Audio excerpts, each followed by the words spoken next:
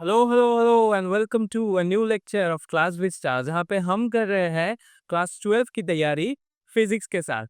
आज होगा हम लोगों का फिजिक्स का लेक्चर नंबर 5, यानी चैप्टर 1 का लेक्चर नंबर 5।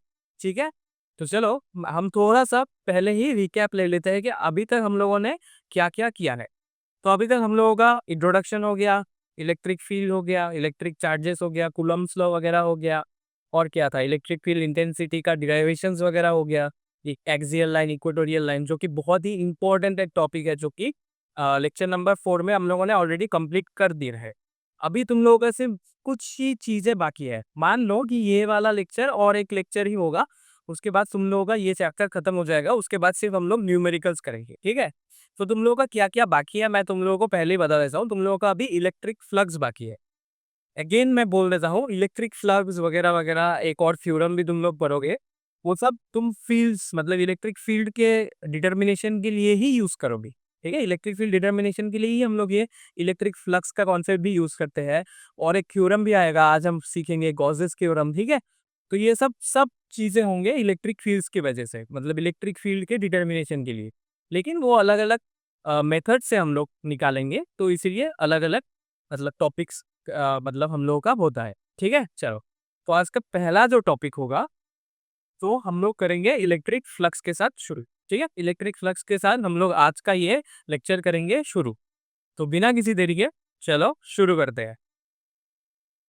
पहला हम लोगों का टॉपिक होगा आज का इलेक्ट्रिक फ्लक्स। तो अपना पेन एंड पेपर निकालो, कॉपी बुक्स निकालो। पहला हेडिंग डालो, इलेक्ट्रिक फ्लक्स।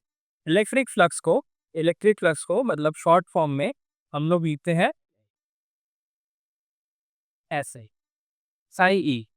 ठीक है, साई ई ऐसे लिखते हैं। ठीक है, अब इलेक्ट्रिक फ्लक्स का डेफिनेशन मैं तुम लोगों को समझा देता। ठीक है, तो इलेक्ट्रिक फ्लक्स मतलब डेफिनेशन में जाने से पहले, जो एक एक्चुअल डेफिनेशन जाने से पहले हम लोग फिर से थोड़ा सा एक चीज रिवाइज करेंगे इलेक्ट्रिक फील्ड के बारे में। इलेक्ट्रिक फील्ड याद था ना? इलेक्ट्रिक फील्ड क्या था? मैं दूसरा पेन दे देता हूँ।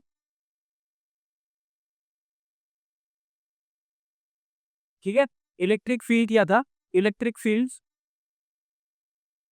किसी भी पॉइंट चार्ज के वजह से या फिर बॉडी ऑफ चार्ज के वजह से, बॉडी ऑफ चार्ज भी हो सकता है, चार्ज की वजह से जहां तक उसका प्रभाव हम लोगों को महसूस होगा, हम लोगों को नहीं, तेज चार्ज तो जहां तक उसका प्रभाव महसूस होगा, सपोज क्यू नॉट को यहाँ तक उसको महसूस हो रहा है, तो ये मेरा इलेक्ट्रिक फील्ड हो गया।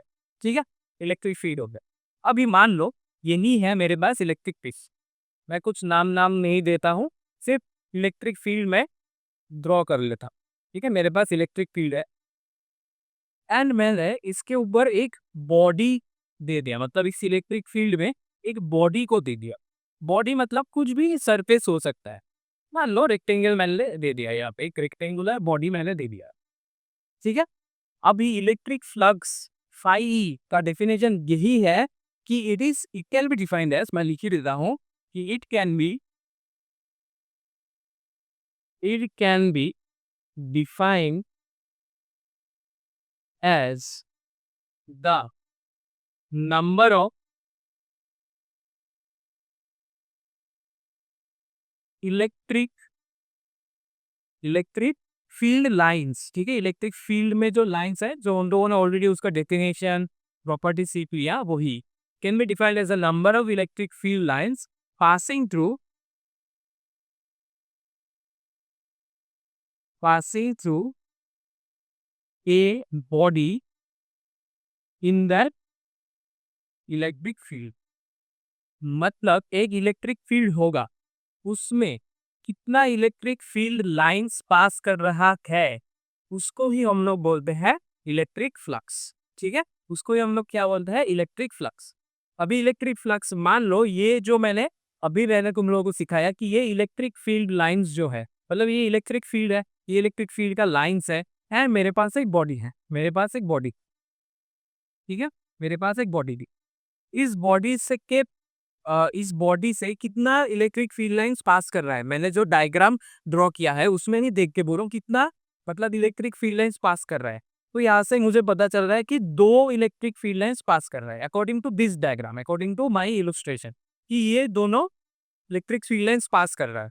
तो इलेक्ट्रिक फ्लक्स यहाँ पे क्या हो जाएगा, इलेक्ट्रिक फ्लक्स यहाँ पे हो जाएगा 2, इलेक्ट्रिक फ्लक्स हो जाएगा 2। It is nothing but the कितना पास कर रहा है, कितना number of field lines pass कर रहा है। फिर इसको डिटरमाइन करो, इलेक्ट्रिक फ्लक्स डिटरमाइन हो जाएगा। ठीक है, इलेक्ट्रिक फ्लक्स डिटरमाइन हो जाएगा। मैथमेटिकली मैथमेटिकली क्या होता है,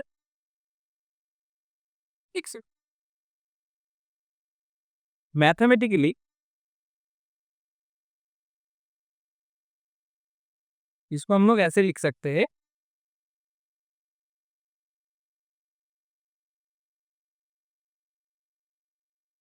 मैथमेटिकली हम लोग उसको ऐसे लिख सकते हैं, phi E equal to electric field cross product, sorry dot product of area. Suppose S से मैं एरिया को दिखा रहा हूं, where S is area of the body. ठीक है, electric field intensity dot product of area. यहाँ पे डॉट एंड क्रॉस प्रोडक्ट तो तुम लोगों को पता है, डॉट एंड क्रॉस प्रोडक्ट तो अलग अलग होता है एंड अलग अलग चीजें उन लोग मतलब सिग्निफाई करता है। ठीक है, तो यहाँ पे होगा डॉट प्रोडक्ट। ठीक है, तो इसको हम लोग अगर तोड़ते हैं ना, अगर तोड़ेंगे तो वो हम लोग लिख सकते हैं कि ई एस कॉस थीटा, ऐसे भी लिख सकते हैं। ठीक है, कॉस थीटा, क्यों कॉस थीटा, देखो सिंपल सा चीज देख, इलेक्ट्रिक फील्ड आ गया, फिर से वही डायग्राम में ड्रॉ कर, electric field and electric field में एक बॉडी। ठीक है, इलेक्ट्रिक फील्ड में एक बॉडी ड्रॉ किया मैंने। ठीक है, अभी इलेक्ट्रिक फील्ड का डायरेक्शन क्या है, ये है इलेक्ट्रिक फील्ड का डायरेक्शन एंड जो एरिया है उसका भी वेक्टर कैसे गिरेगा। एक्चुअली एरिया का वेक्टर होता है परपेंडिकुलर टू दैट एरिया। अगर मेरा मान लो कि एरिया इज लाइक दिस, ठीक है, area is like this lying on that surface, मान लो कि लाइंग ऑन दैट सरफेस है, ऐसे है, तो उसका वेक्टर कैसे आ जाएगा, perpendicular to it, it will be perpendicular to it, ऐसे आएगा। मान लो कि मेरा एरिया ऐसा है, एक मेरे पास रेक्टेंगल है, मान लो मेरा ये हाथ का पाम इज रेक्टेंगल, तो इस रेक्टेंगल का क्या आता है, इसका एरिया वेक्टर ऐसे आ जाएगा, परपेंडिकुलर टू, परपेंडिकुलर पे। ठीक है, क्या हो जाएगा, परपेंडिकुलर टू इट। तो परपेंडिकुलर टू इट मतलब in the direction of that, in the direction of that electric field, in the direction of that electric field. मान लो कोई एंगल में भी है, मान लो कोई एंगल में भी है, सपोज ये थीटा डिग्री में है। ठीक है, थीटा डिग्री में है, क्योंकि मैंने कॉस थीटा लिखा है ना, तो मान लो कि ये थीटा डिग्री में है, लेकिन कौन सा डायरेक्शन में है, इस डायरेक्शन में है। तो अलोंग दैट एंगल मैंने क्या सिखाया था, एक ट्रिक सिखाया था ना, कि अगर ऐसा होता है कि मुझे ट्राइंगल मिलता रहे, अलोंग दैट एंगल को हम लोग कॉस थीटा ही लिखते हैं and perpendicular to that angle is sine theta. ठीक है, perpendicular to that angle is sine theta. तो एस का डायरेक्शन क्योंकि इधरली है, तो मुझे क्या मिल रहा है, कॉस थीटा मिल रहा है, मुझे क्या मिलेगा, कॉस थीटा मिलेगा, मेरा यहाँ पे कॉस थीटा यूज होगा। ठीक है, तो कॉस थीटा मैं इसको ऐसे भी लिख सकता हूँ कि एस कॉस थीटा, अगर मैं से उसका मतलब वेक्टर उठा के उसका डायरेक्शन सिर्फ दिखाओ, मतलब डायरेक्शन को मैं किसी ट्रिग्नोमेट्रिक रेशियो मतलब कॉस से दिखाता हूँ। अगर डिफरेंशियल फॉर्म में लिखना है तो भी तुम लिख सकते हो, डिफरेंशियल फॉर्म में क्या होगा, डी आई, ठीक है, मतलब एक स्मॉल एरिया को ले रहा हूँ, मैं दिखा देता हूँ उसका सिग्निफिकेंस ही दिखा देता हूँ, स्मॉल एरिया को ले रहा हूँ, तो वो क्या हो जाएगा, ई डॉट डी एस। ठीक है, E dot D S and अगर मैं उसका समेशन करता हूँ, मतलब टोटल एरिया फिर से निकालता हूँ, तो क्या आ जाएगा, समेशन आ जाएगा, summation of E dot D S, summation of E dot D S, surface summation, यहाँ पे समेशन ओवर द सरफेस याद रखना, समेशन ओवर द सरफेस मतलब एरिया को ये दिखाता है, summation over the surface area को दिखाता है। इसको तोड़ के तुम ई डी एस कॉस थीटा भी लिख सकते हो। ठीक है, ई डी एस कॉस थीटा भी लिख सकते, सेम चीज ही है, डिफरेंशियल फॉर्म में लिखना। अभी डिफरेंशियल फॉर्म क्या होता है, ये भी मैं दिखा देता हूँ क्या होता है डिफरेंशियल फॉर्म। जैसा कि मैंने लास्ट टाइम में भी तुम लोगों को बताया था ना, लास्ट टाइम में भी मैंने एक चीज तुम लोगों को मेंशन किया था, शायद तुम लोगों को याद नहीं, इसलिए मैं बोलता हूँ कि लेक्चर्स को ध्यान से देखो, क्योंकि क्या होता है जब लेक्चर्स में पढ़ाता रहता हूँ ना, कुछ कुछ चीजें जो टॉपिक्स अभी हट गया है, अभी एनसीईआरटी ने उसको हटा दिया, वो भी इम्पोर्टेंट था। क्यों, क्योंकि एक अरेंजमेंट होता है ना सब्जेक्ट्स का, अचानक से हटाने से क्या हो जाता है कि एक दो चीजें होते हैं, ऐसे चीजें इंपॉर्टेंट चीजें जो हम लोगों को अभी पता नहीं है, अचानक से पता चलता है, तो हम लोगों को थोड़ा सा कंफ्यूजन होने का चांसेस रहता है। तो क्या था, मैंने तुम लोगों को बताया था, बार-बार मैंने बताया था कि आप जितना भी डिराइवेशंस वगैरह करोगे ना, तुम लोग एक एलिमेंट्री एरिया को पकड़ लो। अभी एलिमेंट्री एरिया से ही हम लोग सब डिराइवेशन करेंगे, अभी तो आएगा। ठीक है? मैं अभी भी फिर से तुम लोगों को एक रिकैप दे देता हूँ कि एक छोटा-सा एलिमेंट्री एरिया या छोटा-सा एलिमेंट्री पॉइंट या छोटा-सा एलिमेंट्री लेंथ हम लोग पकड़ लेंगे। Differential form D of that पकड़ लेंगे। फिर उसको हम लोग ओवर द फुल सरफेस उसको हम लोग इंटीग्रेट कर देंगे। ओवर द फुल सरफेस हम लोग उसको इंटीग्रेट कर देंगे। मैं दिखाता हूँ कैसे होता है। सपोज मेरे पास एक इर्रेगुलर टाइप बॉडी है। सपोज मेरे पास एक इर्रेगुलर टाइप बॉडी है। ठीक है? ऐसा टाइप का कुछ बॉडी। अभी ये तो स्क्वायर नहीं है या फिर सर्कल नहीं है या फिर कोई नोन ऐसा जियोमेट्रिक फिगर नहीं है कि तुम डायरेक्ट इसका एरिया निकाल सकते हैं। निकाल पाओगे इसका एरिया डायरेक्टली? नहीं निकाल पाओगे। तो मुझे क्या करना है, एक एलिमेंट्री कुछ पकड़ना होगा इसमें। सपोज मैं मान लेता हूँ यहाँ पे एक छोटा सा एलिमेंट्री एक मैं सर्कल पकड़ लेता हूँ। अभी सर्कल एक जियोमेट्रिकल फिगर है। सर्कल एक जियोमेट्रिकल फिगर है जिसका तुम डी एस निकाल सकते हो। इसका अगर टोटल सरफेस एरिया एस होगा, this is D S differential form, छोटा सा मैं पकड़ लिया। अभी इसका अगर मुझे एरिया पता चल गया डी एस का, मैं क्या करूंगा, एस का जितना भी मतलब बाउंड्री कंडीशन है, पैरामीटर्स है, उसमें मैं इंटीग्रेट कर दूंगा।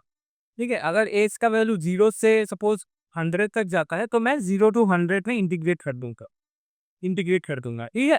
जो डिफरेंशियल फॉर्म है उसको मैं इंटीग्रेट कर दूंगा। ऐसे करके होता है, इसलिए डिफरेंशियल फॉर्म इंपॉर्टेंट है। और जितना भी अभी तुम लोग, मैं अभी से तुम लोगों को एक हिंट देता हूँ, जितना भी तुम लोग अभी मतलब करोगे ना यहाँ पे डिराइवेशंस वगैरह, सभी में क्या यूज होगा, ये वाला मतलब फॉर्म यूज होगा। पहले हम लोग एक छोटा सा एरिया पकड़ लेंगे, छोटा सा सरफेस पकड़ लेंगे, फिर ओवर द होल सरफेस इसको इंटीग्रेट कर देंगे। ठीक है? चलो इसको उतारो, इसको उतारो। अभी थोड़ा सा इंपॉर्टेंट कुछ पॉइंट्स मुझे लिखना है। ठीक है? इसको उतार लो, फिर मुझे इंपॉर्टेंट कुछ पॉइंट्स लिखना है। क्या पॉइंट्स है इंपॉर्टेंट, देखते हैं। ये एक पहले ही एक पॉइंट लिखो। ठीक है? कॉस थीटा, अभी ये इंपॉर्टेंट है मेरा, ई एस कॉस थीटा। ठीक है? ई एस कॉस थीटा, यहाँ से एक तुम लोग नोट करके लिख सकते हो, नीचे लिख सकते हो, मैं यहाँ पे लिख रहा हूँ। ठीक है? कि थीटा का वैल्यू अगर 90 डिग्री से लेस है, इफ इफ थीटा का वैल्यू 90 डिग्री से लेस है, थीटा का वैल्यू 90 डिग्री से लेस है, तो pi will be positive, will be positive, याद रखना, विल बी पॉजिटिव। ठीक है? Next, if if theta is greater than 90 degree, ठीक है, less than 90 degree cos theta का वैल्यू हर वक्त पॉजिटिव ही आता है। इफ थीटा का वैल्यू 90 डिग्री से ज्यादा है तो कॉस थीटा का वैल्यू नेगेटिव हो जाता है, तो नेगेटिव हो जाएगा तो टोटल भी नेगेटिव ही आना चाहिए, विल बी नेगेटिव। ठीक है? अभी मान लो कि पूरा 90 डिग्री में, if theta is equal to 90 degree, then phi E का वैल्यू क्या होगा, cos 90 इज 0, तो फाइव ई का वैल्यू हो जाएगा, विल बी 0। ठीक है?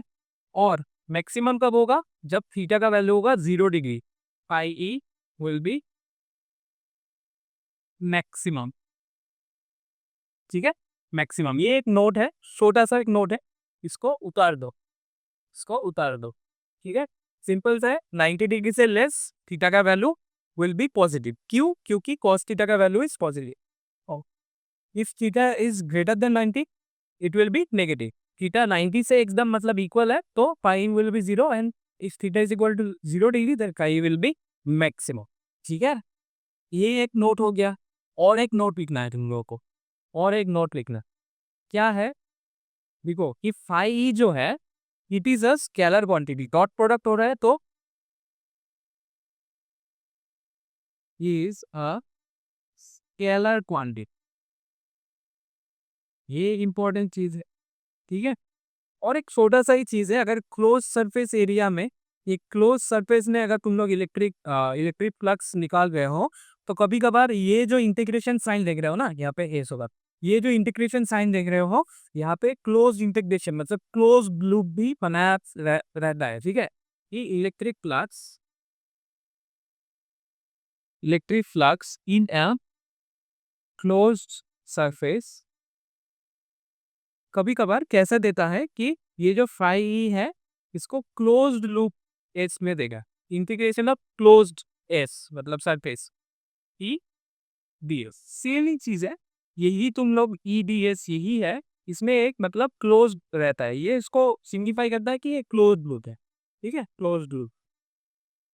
ठीक है, इसको भी उतर लो और एक छोटा सा चीज देखेंगे फिर हम लोग नेक्स्ट टॉपिक के ऊपर जाएंगे, ठीक है। अभी क्या देखना है, छोटा सा चीज मतलब मेमोराइज करने के लिए कभी कभार आ भी सकता है नहीं भी आ सकता है, लेकिन कर लो। एक्स्ट्रा पढ़ने में कोई एतराज तो नहीं तुम लोगों को। डायमेंशन पढ़ना है, डायमेंशन ऑफ इलेक्ट्रिक का।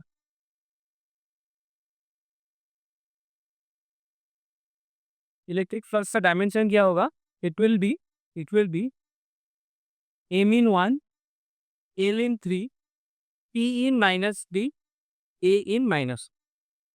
ठीक है, तुम लोग वैसे भी निकाल सकते हो, ऐसे करके ई एंड एस से निकाल सकते हो। E is electric flux, sorry electric field intensity, उसका जो डायमेंशन है उसके साथ एरिया का डायमेंशन करने से भी तुम लोग भी निकाल सकते हो।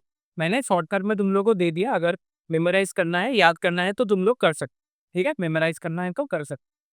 ठीक है, हुआ। इसको उतार लो, हम लोग नेक्स्ट टॉपिक की ओर बढ़ेंगे। जो नेक्स्ट टॉपिक होगा उसकी ओर हम लोग बढ़ेंगे, ठीक है। चलो, अभी नेक्स्ट मेरा क्या है, नेक्स्ट मेरा है गॉसेस थ्योरम। ठीक है, इसको कई जगह पे गॉस थ्योरम भी बोलते हैं, या फिर हम लोग बोल सकते हैं करेक्टली कि गॉसेस थ्योरम। गॉसेस थ्योरम क्यों, क्योंकि गॉस नाम का एक साइंटिस्ट था जिसने ये थ्योरम दिया था, ठीक है। अभी ये गॉसेस थ्योरम भी ये इलेक्ट्रिक फ्लक्स को ही कनेक्ट करता है, इलेक्ट्रिक फ्लक्स के बारे में ही बोलता है। क्या बोल रहा है सुनो, Gauss's theorem it it states that electric flux के बारे में बोल रहा है, ठीक है। क्या बोल रहा है कि जो टोटल इलेक्ट्रिक फ्लक्स हो, total electric flux passing through a surface, passing through a surface is, यहाँ पे डायरेक्टली एक फॉर्मूला हम लोगों को मिलेगा, passing through a close surface, तो ठीक है, क्लोज सरफेस। ठीक है, गॉसेस थ्योरम क्लोज सरफेस में ही अप्लाई होता है। Close surface is is 1/ε0 times of the charge inside, very important चीज, inside the inside the closed uh, 1/ε0 time of the charge inside the closed surface, ऐसे लिख सकते हो। ठीक है, inside the closed surface या फिर inside the charge enclosed जैसे भी लिख सकते हो। ठीक है, हमें समझो, अभी समझो बॉसेस थ्योरम। वैसे भी तुम लोगों का जो क्या बोलते हैं इसको, जो डेफिनेशन है वो तो तुम लोग ऐसे भी निकाल के लिख सकते हो। जो फॉर्मूला है अगर समझ जाते हो तो वैसे लिख सकते हो। एंड देर इज नॉट, कुछ गलत नहीं है। कोई कोई बुक्स या कोई कोई टीचर मतलब अलग सा ग्रामर यूज करते हैं, बट चीज सेम ही है। ठीक है, चलो मान क्या है अभी गॉसेस थ्योरम क्या है। गॉसेस थ्योरम जानने के लिए मुझे पहले एक चीज जानना पड़ेगा कि Gaussian surface very very very important एक था, गॉसियन सरफेस। अब ये गॉसियन सरफेस है क्या, गॉसियन सरफेस है क्या। मान लो मेरे पास एक पॉइंट चार्ज है, एक पॉइंट चार्ज, ठीक है, प्लस क्यू पॉइंट। अभी क्या हो रहा है, पॉइंट चार्ज है प्लस क्यू, इसमें मैं गौर से थ्योरम नहीं लगा सकता। क्यों, क्योंकि यहाँ पे दो इंपॉर्टेंट चीज है दिया हुआ कि क्लोज सरफेस होना पड़ेगा and inside the close surface ये चार्ज होना पड़ेगा। अभी एक एक करके समझते हैं। मैं इसको इसमें डायरेक्टली गॉसेस थ्योरम नहीं लगा सकता। क्यों, क्योंकि मेरे पास एक क्लोज सरफेस नहीं है, मेरे पास सिर्फ एक पॉइंट चार्ज है। तो मैं क्या करूंगा, एक मैं हाइपोथेटिकल, एक मैं इमेजिनरी, ठीक है, एक हाइपोथेटिकल मैं सरफेस ड्रॉ करूंगा around that charge, enclosing that charge, ठीक है, कोई भी चार्ज को इनक्लोज करने के लिए एक हाइपोथेटिकल मैं सरफेस कंसीडर कर लूंगा। मान लो इस प्लस क्यू चार्ज को मैंने एक स्फेरिकल गॉसियन सरफेस में मैंने इसको इनक्लोज कर दिया। अभी मैं इसमें गॉसेस थ्योरम लगा सकता हूँ कि it is 1/ε0 times, it is क्या है, इलेक्ट्रिक फ्लक्स मतलब pi E is 1/ε0 times of the charge inside the close surface, मतलब into Q naught, sorry Q naught नहीं, इनटू क्यू प्लस क्यू, ठीक है। मान लो अभी मेरे पास एक और चार्ज है, Q2, लेकिन ये सरफेस के बाहर है, ठीक है। अभी मैं कंसीडर कर सकता हूँ बड़ा एक सरफेस, वो अलग चीज है, लेकिन मेरे पास अभी जो ये वाला चार्ज है ये सरफेस के बाहर है। तो यहाँ पे गॉसेस थ्योरम में जब मैं लगाऊंगा, यहाँ पे मैं Q2 को नहीं लिखूंगा। क्यों नहीं लिखूंगा? क्योंकि वो बाहर है। मुझे क्या पकड़ना है? इनसाइड द क्लोज सरफेस, ठीक है, इनसाइड द क्लोज सरफेस। तो mathematically this is the formula, mathematically this is the formula. या इसको और भी तुम लोग अच्छे से लिख सकते हो, कैसे? क्यू को इंटू नहीं करके ऊपर ही लिख दो, क्यू बाय एप्सिलॉन नॉट, ठीक है, क्यू बाय एप्सिलॉन नॉट। इसको उतार लो, ये इंपॉर्टेंट चीज है, ये इंपॉर्टेंट एक डिराइवेशन भी, सॉरी ये एक इंपॉर्टेंट डेफिनेशन भी है, इंपॉर्टेंट चीज भी है। अभी गॉसेस थ्योरम से बहुत सारी चीजें करेंगे अभी हम लोग, ठीक है, गॉसेस थ्योरम से। लेकिन सबसे पहले जो हम लोगों को करना पड़ेगा, ये गॉसेस थ्योरम का जो ये मैथमेटिकल डिराइवेशन है, इसको मुझे प्रूफ करना पड़ेगा, ठीक है। ये डिराइवेशन बहुत बार आता है, ये इसका जो मुझे प्रूफ है ये एग्जाम में आता है, बोर्ड्स एग्जाम में आता है, मतलब स्टेट बोर्ड्स में आता है, सीबीएसई में भी आता है, शायद एक बार सीयूईटी में भी दे दिया था, ठीक है। सॉरी नहीं, डिराइवेशन नहीं किया था सीयूईटी, नहीं डिराइवेशन नहीं किया, इससे लेके मैथमेटिक्स दिया था, कुछ न्यूमेरिकल्स मतलब दिया था, ठीक है। देखना पड़ेगा, वो तो न्यूमेरिकल्स वाले वीडियो में हम लोग कर ही लेंगे, लेकिन बोर्ड्स के लिए इंपॉर्टेंट है जो डिराइवेशन है। इसको उतारो, अभी हम लोग डिराइवेशन की ओर जाएंगे। चलो नीचे कर दूं? नहीं, जगा लेंगे वो हमेशा, पूरा भी मिटा देता हूँ। तुम लोगों ने तो उठा ही लिया। गॉसेस थ्योरम का प्रूफ चाहिए मुझे, ठीक है। गॉसेस थ्योरम बोल क्या रहा है? गॉसेस थ्योरम बोल क्या रहा है? हो ही हम लोग लिख देते हैं, बोल रहा है electric flux is equal to epsilon naught times of charge inside है, ठीक है। इसका थ्रू प्रूफ को करने से पहले मुझे एक डायग्राम कंसिडर करना है। प्रूफ को करने के लिए मुझे ये डायग्राम कंसिडर करना सुबह, ऐसा सिंपल सा जैसा मैंने ड्रॉ किया था वैसा ही, कि मैं एक पॉइंट चार्ज कहीं पे ले लेता, प्लस क्यू, मैं एक पॉइंट चार्ज ले लेता, ठीक है, कोई भी पॉइंट चार्ज ले लेता। अभी क्या है, इसके लिए एक गॉसियन सरफेस मुझे ड्रॉ करना पड़ेगा, मैं उसको भी ड्रॉ कर लेता। ये रहा मेरा गॉसियन सरफेस, ठीक है। अच्छा, गॉसियन सरफेस अभी प्लस क्यू है, तो electric field will be outside of it. कोई भी कहीं पे जगह पे भी अगर तुम लोग इलेक्ट्रिक फील्ड उसका जानना चाहोगे, इलेक्ट्रिक फील्ड अगर जानना चाहोगे, तो अगर केस चार्ज बैठाओगे तो plus Q will be repel, मतलब उससे बाहर जाएगा, इट विल रिपेल, ठीक है। क्योंकि इट विल रिपेल, तो ये जो इलेक्ट्रिक फील्ड, मान लो कोई एक इलेक्ट्रिक फील्ड लाइन को मैंने कंसीडर कर दिया, तो ये ऐसा आ जाएगा, बाहर चला जाएगा, बाहर जाए मतलब रिपेल कर रहा है, ठीक है, सिंपल सा चीज है, रिपेल कर, ठीक। मान लो आर डिस्टेंस में ये गॉसियन सरफेस का जो सरफेस है, ये आर डिस्टेंस तक एक्सटेंड हो रहा है, आर डिस्टेंस तक एक्सटेंड हो रहा है। एंड जिस जिस पॉइंट से इलेक्ट्रिक फील्ड लाइंस को तुम लोगों ने पास किया, उस पॉइंट का मैं एक नाम दे देता, ठीक है। ये इलेक्ट्रिक कॉइल लाइन को मान लो ये पी लाइन से पास हुआ है, मतलब पी पॉइंट से पास हुआ है, ये इलेक्ट्रिक फील्ड है। तुम कहीं पे भी ड्रॉ कर सकते हो, यहाँ पे भी तुम लोग इलेक्ट्रिक फील्ड लाइन ड्रॉ कर सकते हो, उसको पी या फिर क्यू कुछ भी नाम दे सकते हो। नाम देना या पकड़ना इज नॉट इम्पॉर्टेंट, मतलब इम्पोर्टेंट है, लेकिन कोई भी दे सकते हो, कुछ भी दे सकते। मैंने ऐसा तेरा दिया, तुमने स्ट्रेट भी दे सकते हो, ऐसा वर्टिकल भी दे सकते हो, कोई प्रॉब्लम नहीं, कोई प्रॉब्लम। ठीक है। अभी अभी अभी सिंपल सा चीज है, सिंपल सा चीज है। एक चीज फिर से मैं तुम लोगों को याद कराना चाहूंगा। यहाँ पे तो फिर भी वैसे भी स्फेरिकल है, स्फेरिकल है। ठीक है, गॉसियन सरफेस स्फेरिकल है, मैं डायरेक्ट कर सकता हूँ, लेकिन मुझे डायरेक्ट नहीं करना। मुझे क्या करना है, मुझे एक छोटा सा एलिमेंट्री एरिया पकड़ना है। इस पूरे स्पेयर को पहले ही मतलब नहीं पकड़ना है। क्या पकड़ना है, एक छोटा सा एलिमेंट्री एरिया, फिर उसको इंटीग्रेट करना है। तो मैं एक छोटा सा एलिमेंट्री एरिया पकड़ लेते हैं। कहाँ पे, ये पॉइंट P3 पकड़ लेते हैं, क्योंकि यहाँ से इलेक्ट्रिक फील्ड मूव कर रहा है। इसका मैंने नाम दे दिया ds। तो ds का वेक्टर कहाँ पे होगा, इस तरफ ही होगा।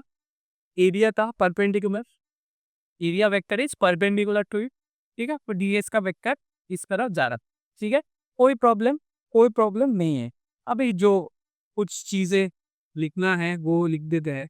Consider a point charge, consider a point charge plus you, we draw a spherical Gaussian surface। Gaussian surface तुम खुद से कुछ भी ले सकते हो, as long as it is enclosing the totality of the charge. ठीक है, टोटल चार्ज को वो एनक्लोज कर रहा है, या फिर एक पार्ट ऑफ द चार्ज को अगर वो एनक्लोज कर रहा है तो उसको तुम ले सकते। डॉट जब होता है ना, मतलब पॉइंट चार्ज होता है ना, तो हम लोग स्टेरी कंसिडर करते हैं नॉर्मली। ठीक है, Gaussian surface, we draw a spherical Gaussian surface enclosing the charge. Let E be the electric field due to it. E be the electric field due to it. it मतलब ये point charge के वजह से। ठीक है, and ले ds, नहीं vector नहीं चाहिए, ds is the elementary area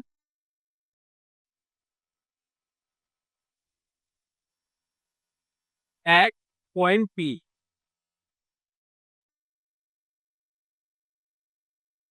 through which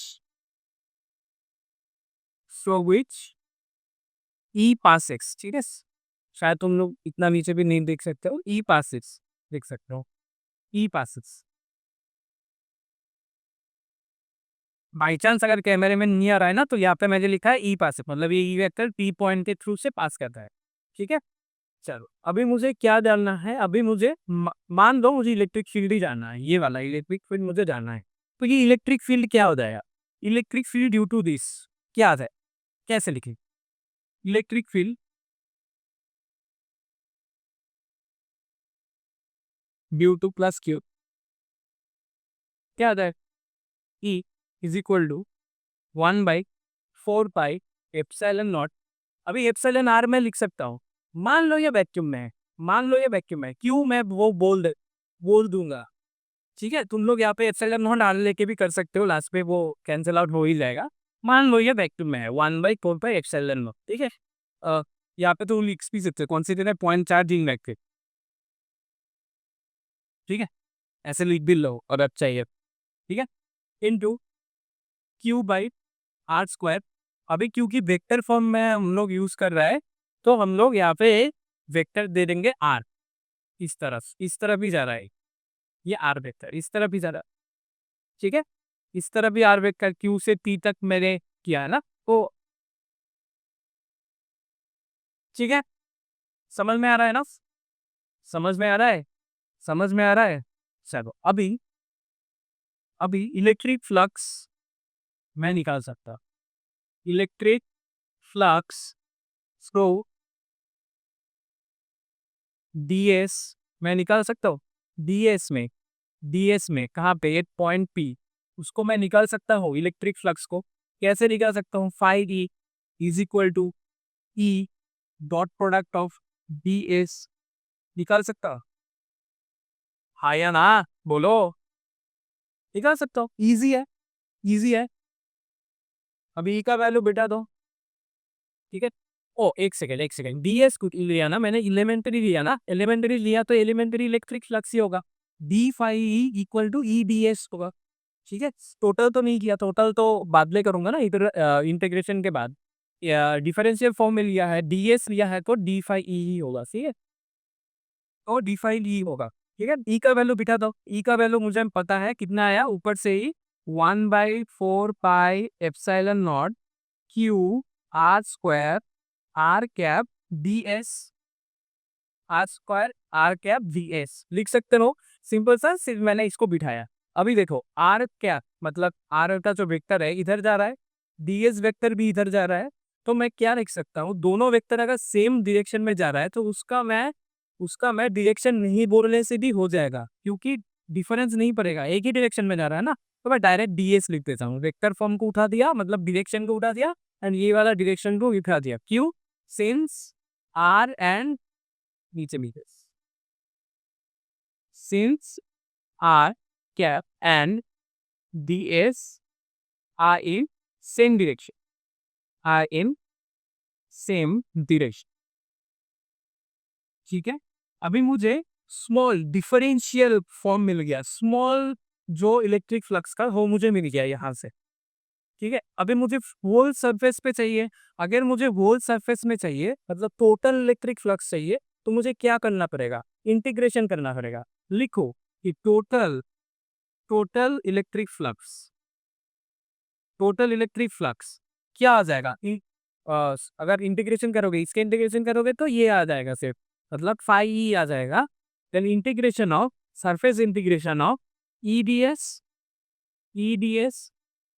ठीक है, अभी मुझे पता है ईडीएस का वैल्यू मैंने यहाँ तक निकाल लिया है, तो तुम ऐसे ही बिठा दो कि 1/4 pi epsilon naught Q R square D S, Q R square D S निकाल सकते हो। अभी इधर देखो, इसको मैं ऊपर लिख रहा हूँ, तो फाई ई का वैल्यू कितना आ जाएगा, ये कांस्टेंट है, Q is a constant, Q constant Q, क्योंकि यहाँ पे मैंने एक ही चार्ज दिया है। 10 भी चार्ज ले लोगे तो क्यू का वैल्यू तो चेंज नहीं होगा, क्यू का वैल्यू तो चेंज नहीं होगा। आर स्क्वायर मतलब डिस्टेंस, डिस्टेंस भी कभी चेंज नहीं होगा, इंटीग्रेशन करने की जरूरत नहीं। तो मैं इसको बाहर ला सकता हूँ, 1/4 pi epsilon naught Q by R square, इसको मैं बाहर ले आया, इसको अंदर किया सिर्फ ds को, क्योंकि इस एरिया को ही मुझे इंटीग्रेट करना है टू द होल एरिया। अगर टू द होल एरिया में इंटीग्रेट कर दूं, क्लोज सरफेस में अगर इंटीग्रेशन करूं, तो क्यू बाई आर स्क्वायर, क्योंकि ये स्फेयर है, क्योंकि ये स्फेरिकल गॉसियन सरफेस है, तो स्फेयर का क्या आ जाएगा total area, 4 pi R square, 4 pi R square. ठीक है, 4 पाई आर स्क्वायर। अभी देखो, इस आर स्क्वायर से इस आर स्क्वायर को मैं कैंसिल कर सकता हूँ, इस 4 पाई को इस 4 पाई के साथ कैंसिल कर सकता हूँ। ठीक है, 4 पाई दोनों को इसके साथ कैंसिल कर सकता हूँ, तो मेरे पास बचा क्या, मेरे पास बचा ऊपर में क्यू, नीचे में एप्सिलॉन नॉट, ये आ गया फाई ई का जो मेरा रिक्वायर्ड था। Therefore true, therefore true. ठीक है, ठीक है, सिंपल सा था, सिंपल सा ही होगा, सिंपल सा ही चीजें हैं इस पूरे चैप्टर में ही, बहुत ही सिंपल है, फर्स्ट चैप्टर है, थोड़ी ना मुश्किल चीजें देंगे, है ना। देखो अभी एक चीज जो मैं तुम लोगों को तभी मैं बोलने वाला था, अगर मैं यहाँ पे एप्सिलॉन आर दे देता, अगर मान लो कि मैंने यहाँ पे एप्सिलॉन आर दे दिया, तो यहाँ पे भी एप्सिलॉन आर आएगा, यहाँ पे भी आएगा, यहाँ पे भी आएगा, यहाँ पे भी आएगा, यहाँ पे भी आएगा, आएगा ना। तो मेरा जो था क्यू बाई एप्सिलॉन नॉट, ये एक्चुअली आइडियल कंडीशन में मैंने पकड़ पे है, मतलब जो गॉसेस थ्योरम का जो आता है ये वाला, ये आइडियल कंडीशन में पकड़ पे है। कहाँ पे? वैक्यूम में।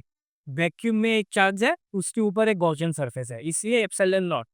ठीक है, अगर मीडियम में होगा तो एप्सिलॉन आर भी हम लोग ला सकते हैं, एंड सिंपली ऐसे कर सकते हैं, क्योंकि जो आइडियल फॉर्म में ही उसका ही मुझे प्रूफ करना है, तो मैंने उसको ऐसे ही इन वैक्यूम मेंशन कर दिया, एंड एप्सिलॉन नॉट से ही खत्म कर दिया, एप्सिलॉन आर का मतलब मीडियम का कोई भी चीजें नहीं लाया, जो रिलेटिव परमिटिविटी है इसको नहीं लाया, खत्म है, खत्म सा चीज है, सिंपल सा चीज है, इसको लेके उतना भी टेंशन मत लो, उतना भी मत सोचो, इंपॉर्टेंट चीजें हैं, इसको समझना, इससे न्यूमेरिकल्स करना, उसके ऊपर ध्यान दो।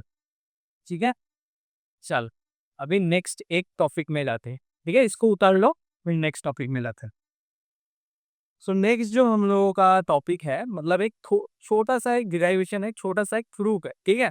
ये क्वेश्चन के फॉर्म में भी आता है। देखो प्रूफ क्या है कि कूलम्ब्स लॉ को डिराइव करना है मुझे। कहाँ से? गॉसेस लॉ से। गॉसेस का जो लॉ है, मतलब गॉस का जो थ्योरम है, उससे मुझे कूलम्ब्स लॉ को डिराइव करना है, ठीक है।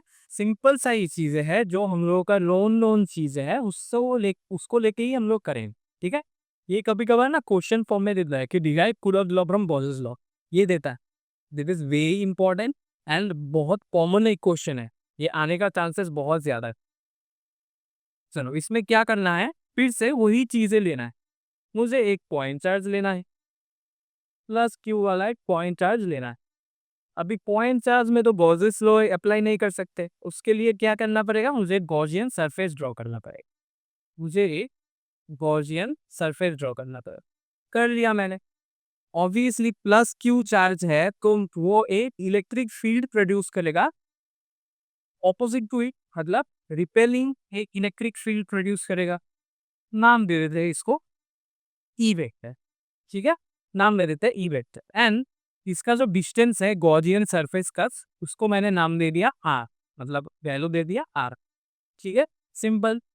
और ये जो पॉइंट है जहां से ये इलेक्ट्रिक फील्ड पास कर रहा है, उसको मैंने नाम दे दिया P. R vector will be along this, ठीक है, ठीक है। अगेन अगेन अगेन मैं जो बोल रहा था, मैंने जो तुम लोगों को इंट्रोड्यूस कराया था, मैंने जो बार बार बोल रहा हूँ कि अभी तक जितना भी फिजिक्स का डिराइवेशन अब से करोगे, हम लोग क्या पकड़ लेंगे, एक छोटा सा एलिमेंट्री एरिया को पकड़ लेंगे। यहाँ पे भी हम लोगों ने एक छोटा सा एलिमेंट्री एरिया पकड़ लिया, जिसका नाम दे दिया डी एस, एंड उसका वेक्टर भी इस साइड में नहीं होगा, ठीक है। कोई प्रॉब्लम होना नहीं चाहिए। सेम जो चीज हम लोगों ने अभी तक किया वैसे ही करेंगे। एंड ये एक बात याद रखना, ये जो जिस फॉर्म में मैं ये सॉल्व कराऊंगा ना, जिस तरीके से मैं सॉल्व कराऊंगा, जो नेक्स्ट वाला लेक्चर होगा, नेक्स्ट जो तुम लोगों का लेक्चर होगा, उसमें भी ऐसे ही करके बहुत सारे प्रॉब्लम्स हम लोग सॉल्व करेंगे ग्रेविटेशन करके, ठीक है। चलो अभी क्या है, अभी जो लिखना है इंट्रोडक्शन नो लिख सकते हो कि consider a point charge, consider a point charge Q in vacuum, पकड़ सकते हो in vacuum, in vacuum। यहाँ पे वैक्यूम नहीं पकड़ने से भी होगा, तो चलो पकड़ लेते, ठीक है। फिर क्या है, we draw its Gaussian surface, GS Gaussian surface, ठीक है। जीएस मतलब यहाँ पे Gaussian surface, Gaussian surface at a distance, draw its spherical Gaussian surface, ऐसे दिखता है, मेंशन कर देता है कि spherical spherical Gaussian surface at a distance of R, let's E be the electric field produce, ठीक है, electric field produce.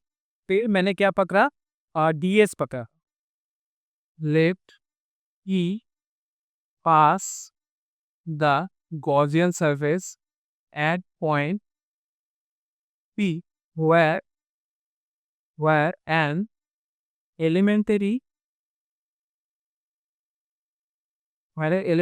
area ds is considered। जी जी ठीक है, एरिया का भी मैंने वेक्टर फॉर्म में ले लिया, ds इज कंसाइड, कहाँ पे, पॉइंट P में, पॉइंट P, ठीक है, पॉइंट P में हो गया। अभी देखो डिराइवेशन कहाँ से शुरू होगा, अभी डिराइवेशन क्या हो, ठीक, सिंपल। पहले मुझे क्या निकालना होगा, इलेक्ट्रिक फ्लक्स, गॉसियन सरफेस से डील कर रहे हैं, गॉसेस थ्योरम से डील कर रहे हैं, तो ऑब्वियसली इलेक्ट्रिक फ्लक्स से ही हम लोग शुरू करेंगे। तो क्या लेंगे कि फ्लक्स, इलेक्ट्रिक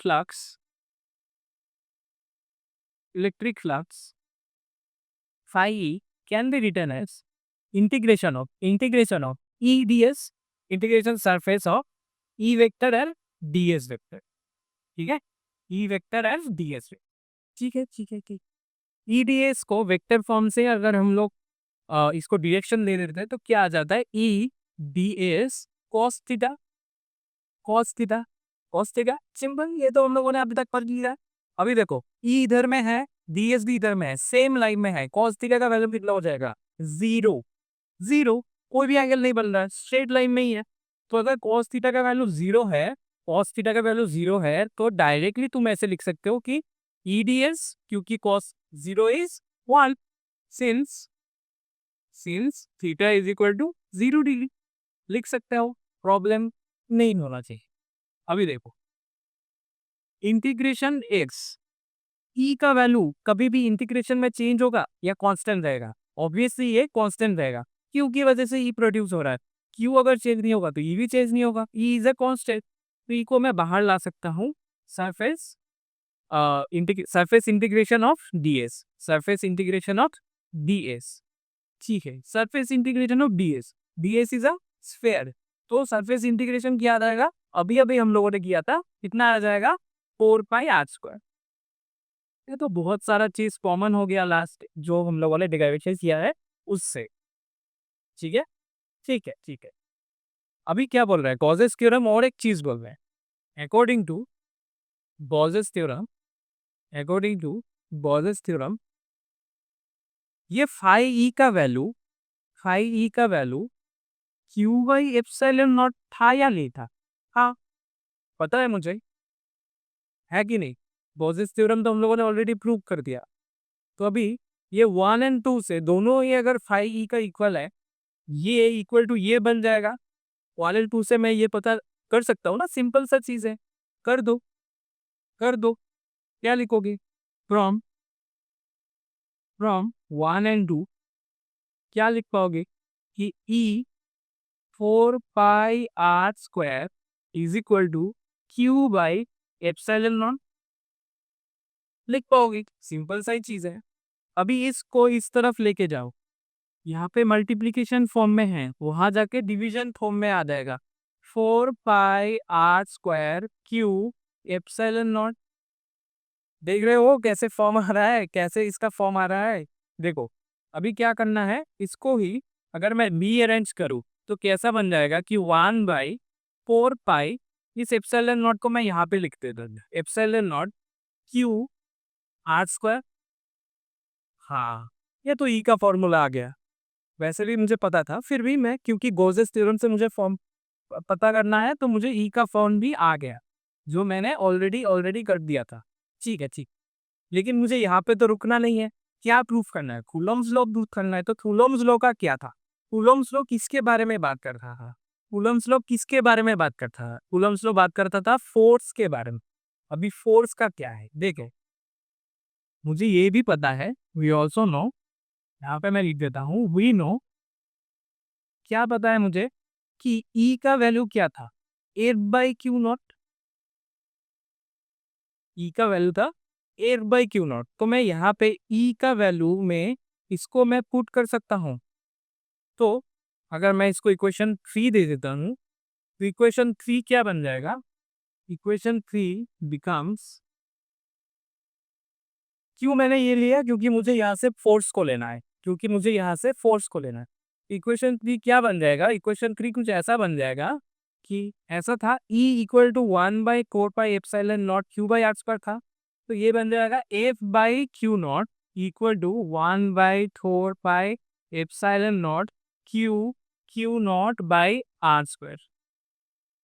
ठीक है, सॉरी, यहाँ पे Q0 की Q/r² इस फॉर्म में आ जाएगा। नेक्स्ट लाइन में ये Q0 उस तरफ अगर चला जाएगा, मल्टीप्लाई हो जाएगा, तो 1/4πε0 Q0/r² आ गया। अभी ये Q0 कौन सा है? यहाँ पे लिख दो, where Q0 is a test charge, test charge placed in the electric field line. ठीक है, इलेक्ट्रिक फील्ड लाइन में कहीं पर भी एक टेस्ट चार्ज Q0 को मैंने अगर पुट कर दिया, तो मुझे ये वाला फॉर्म गिर जाएगा। तो मैंने शुरू कहाँ से किया था? गॉसेस थ्योरम से। एंड मुझे कौन सा ये वाला मिल गया? This is the Coulomb's law, this is Coulomb's law, right? This is Coulomb's law, so मुझे मिल गया। तो यहाँ से तुम लोग प्रूफ लिख सकते हो कि गॉसेस थ्योरम से we can derive Coulomb's law. Coulomb's law का डिराइवेशन कहाँ से हो गया? गॉसेस थ्योरम से। ठीक है, यही था, छोटा सा एक ग्रेजुएशन था, ठीक है। एंड यहाँ पे जो मैंने यहाँ पे एक चीज किया है ना, यही तुम लोगों को बार बार करना पड़ेगा, ठीक है। यही तुम लोगों को बार बार करना पड़ेगा, ध्यान से देखो। मैं सब ये सब मैं क्या, मेरा यही टेक्निक है, मैं जब पढ़ाता हूँ ना यही टेक्निक है। मैं तुम लोगों को ऑलरेडी फ्यूचर में क्या होने वाला है ये तुम लोगों को ऑलरेडी बता देता, ठीक है। यहाँ पे मैंने जैसे किया है ना कि इलेक्ट्रिक फ्लक्स का कुछ ऐसा वैल्यू निकाला, ठीक है। इंटीग्रेशन करने के बाद कुछ ऐसा वैल्यू निकाला, फिर इलेक्ट बोसेस थ्योरम से ये वाला निकाला, बोसेस थ्योरम से ये वाला वैल्यू निकाला, जो बोसेस थ्योरम का वैल्यू होता है क्यू बाई एप्सिलॉन नॉट। ये यहाँ पे क्यू की जगह पे कुछ भी हो सकता है चार्ज। फिर मैं दोनों को इक्वल दिखा के कुछ उसका वैल्यू निकालूंगा, ठीक है। ऐसे करके ही बाकी का सब जो डिराइवेशन है इस चैप्टर का जितना भी, और ज्यादा हैवी नहीं, और तीन ही है तुम लोग का, एक लाइन का, एक शीट का, और एक स्फेरिकल क्या बोलते हैं उसको, बॉल का, स्फेयर का, ठीक है। तो ये तीन ही है, तीन ही डिराइवेशन है तुम लोग का। सेम टेक्निक से हम लोग करेंगे, सेम टेक्निक से ही हम लोग करेंगे। लेकिन जो करेंगे हम लोग वो करेंगे किस लेक्चर में नहीं, वो करेंगे हम लोग नेक्स्ट लेक्चर, ठीक है। चल, तो चलो ये वाला लेक्चर हम लोग आज कंप्लीट कर देते हैं। देखो ये वाला वीडियो थोड़ा सा मतलब कम लेंथ में हो गया, ज़्यादा हम लोगों ने पढ़ाई भी नहीं किया इसमें, क्योंकि मैं देखो अभी तुम लोगों का जो जो बाकी है वो मैं लिखने वाला हूँ। अभी तुम लोगों का सिर्फ electric field due to line, straight line मतलब लाइन चार्ज का एक चाहिए, एंड तुम लोगों का एक क्या चाहिए, थिन शीट, ठीक है। थिन शीट का एक चाहिए, एंड एक स्फेयर का चाहिए, एंड एक स्फेयर का चाहिए, ठीक है, स्फेरिकल सरफेस का चाहिए, ठीक है। ये तीन बाकी है एंड तुम लोगों का चैप्टर ही खत्म हो जाएगा। ये लेक्चर का सीरीज मतलब ये जो चैप्टर है ये वाला खत्म हो जाएगा, फिर हम लोग सिर्फ न्यूमेरिकल्स देखेंगे। अभी मैं अगर आधे से ये शुरू कर मतलब ये आज तुम लोगों को तीन ही करा देता, बहुत ही लेंदी लेक्चर चला जाता, इसलिए मैं कराने की कोशिश मतलब मैंने नहीं की। क्योंकि देखो देखो क्यों नहीं करता, वो भी एक प्लानिंग प्लॉटिंग ही है ना। देखो इन सबको जानने के लिए तुम्हें एक चीज याद रखना पड़ेगा, कंटिन्यूअस चार्ज डिस्ट्रीब्यूशन, जो हम लोगों ने ऑलरेडी कर लिया है। कंटिन्यूअस चार्ज डिस्ट्रीब्यूशन कौन से लेक्चर में, शायद लेक्चर नंबर 2 में, है ना, या लेक्चर नंबर 3 में शायद कंटिन्यूअस चार्ज डिस्ट्रीब्यूशन किया था। क्या था, अगर लाइन होगा तो लैम्डा बाई एल ऐसा कुछ किया था ना, sorry lambda equal to Q charge पर यूनिट लेंथ ऐसा निकाला था ना। फिर सिग्मा इक्वल टू चार्ज पर यूनिट एरिया, फिर और एक निकाला था rho equal to Q by B, ठीक है। ऐसा निकाला था ना कंटिन्यूअस चार्ज डिस्ट्रीब्यूशन, एक छोटा सा चीज दिया था ना, उसको तुम लोग रिवाइज करके आना, वरना तुम लोग ये वाला चीज थोड़ा सा गड़बड़ कर दो, थोड़ा सा गड़बड़। लाइन चार्ज ये वाला ही यूज होगा सेरिकल में, तो फिर भी चलो ये हो गया, लेकिन ये वाला तो यूज होगा, ठीक है। तो एटलीस्ट कंटिन्यूअस चार्ज डिस्ट्रीब्यूशन जो है वो देख के आना, रिवाइज करके आना, वरना नहीं कर पाओगे, वरना नहीं समझोगे। हम लोग नेक्स्ट दिन ये तीन चीजें देखेंगे, एंड आज के लिए इस लेक्चर को हम लोग कर देते हैं खत्म, ठीक है। Thank you so much, thank you, बना कर रखियो, thank you so much for joining this lecture session. अगर देखो अगर ये वीडियो पसंद आया हो तो लाइक तो करोगे ही, शेयर कर दो ना, शेयर कर देना अपने दोस्तों के साथ, and subscribe to this channel, ठीक है। तुम लोगों को वो क्यूआर कोड यही कहीं पे मैं दे दूंगा, चलो यहाँ पे दे देता हूँ, ठीक है। यहाँ पे तुम लोगों को क्यूआर कोड मिल गया, किसका, किस चीज का, टेलीग्राम का, ठीक है। टेलीग्राम चैनल तक तुम लोगों को लिंक मिल गया, नहीं यहाँ पे दे, ठीक है, यहाँ पे दे टेलीग्राम चैनल का लिंक, ठीक है। डिस्क्रिप्शन में भी मिल गया, डिस्क्रिप्शन में भी है, और क्यूआर में भी है, क्यूआर, ठीक है, क्यूआर में भी मिल गया। फिर भी अगर नहीं ढूंढ पा रहे हो तो सर्च कर लेना class Vista physics, class Vista physics करके सर्च कर लो, मैं टेलीग्राम चैनल का लिंक मिल जाएगा, ठीक है। अगर सोशल मीडिया में फॉलो करना चाहते हो, इंस्टाग्राम, अगर इंस्टाग्राम में कनेक्ट करना चाहते हो तो @class vista ऑन IG, इसमें तुम लोग हम लोगों के साथ मतलब फॉलो करके कनेक्ट कर सकते हो। अगर फेसबुक में कनेक्ट करना चाहते हो, फेसबुक में कनेक्ट करना चाहते हो, सिर्फ सर्च करो क्लास विस्टा, तुम लोगों को मिल जाए, ठीक है। फेसबुक में क्लास विस्टा सर्च करने से हम लोग का पेज मिल जाएगा। अभी देख एक काम का चीज़ बोलूँगा, लेक्चर वैसे भी खत्म है, अगर तुम लोग जाना चाहते हो तो जा सकते हो, लेकिन एक छोटा सा काम का चीज़ तुम लोगों को बताता। ये लेक्चर नंबर 5 है, ठीक है, मैंने रिकॉर्ड करके तुम लोगों को अपलोड कर दूंगा। लेकिन अगर तुम लोग मुझे एक कमेंट करके बताओगे कि हाँ समझ आ रहा है या नहीं समझ आ रहा है, या कमेंट सेक्शन में कोई डाउट पूछ लोगे, न्यूमेरिकल्स पूछ लोगे, या फिर एटलीस्ट बोल दोगे कि हाँ सर क्लियर हो गया, तो मुझे भी क्या होता है देखो, तो मुझे एक मतलब एक मोमेंटम मिल जाता, ठीक है? एक उत्साह मिल जाता है कि हाँ, तुम लोग समझ रहे हो या फिर नहीं समझ रहे हो, एटलीस्ट ट्राई तो कर रहे हो। तुम लोग वीडियोज़ देख के ट्राई कर रहे हो, न्यूमेरिकल्स ट्राई कर रहे हो, या फिर कुछ समझने की कोशिश कर रहे हो, लेकिन हुआ नहीं हुआ वो तो दूर का बात है। लेकिन एटलीस्ट कोशिश तो कर रहे हो, ये मुझे पता चल जाएगा, और मेरा भी मोटिवेशन थोड़ा-सा ज़्यादा आ जाएगा कि तुमको और क्वालिटी लेक्चर दो। न्यूमेरिकल्स वीडियो में और 10 न्यूमेरिकल्स ऐड कर दो, ठीक है? ऐसा मुझे भी लगेगा। तो मैं सिर्फ ये तुम लोगों को बोलूँगा कि लाइक, शेयर, सब्सक्राइब तो करोगे ही, साथ में एक एटलीस्ट कमेंट करके जाओ, अगर वीडियो अच्छा लगा हो या वीडियो बुरा लगा हो, कुछ समझ में आया हो, नहीं समझ में आया हो, फिर भी कमेंट सेक्शन में एक बोल के जाओ कि हाँ, समझ आया, नहीं समझ आया, जो भी है, ठीक है? चलो, मैं मिलता हूँ तुम लोगों से नेक्स्ट लेक्चर में, जहाँ पे हम लोग ये 3 डिराइवेशन करेंगे और इस चैप्टर को कर देंगे खत्म। ये वाला भी लेक्चर छोटा है, वो वाला भी लेक्चर छोटा ही होगा, ठीक है? फिर नेक्स्ट हम लोग करेंगे न्यूमेरिकल्स, ठीक है? और एक चीज़ जाने से पहले, ऑडियो इश्यूज़ का मुझे पता है ऑडियो इश्यूज़ थोड़ा आ रहा है, लेकिन शायद नेक्स्ट लेक्चर से तुम लोगों का ऑडियो इश्यूज़ भी रिज़ॉल्व हो जाएगा, ठीक है? चलो, मैं मिलता हूँ तुम लोगों से नेक्स्ट लेक्चर में, तब तक के लिए तुम लोग पढ़ते रहो। Bye bye.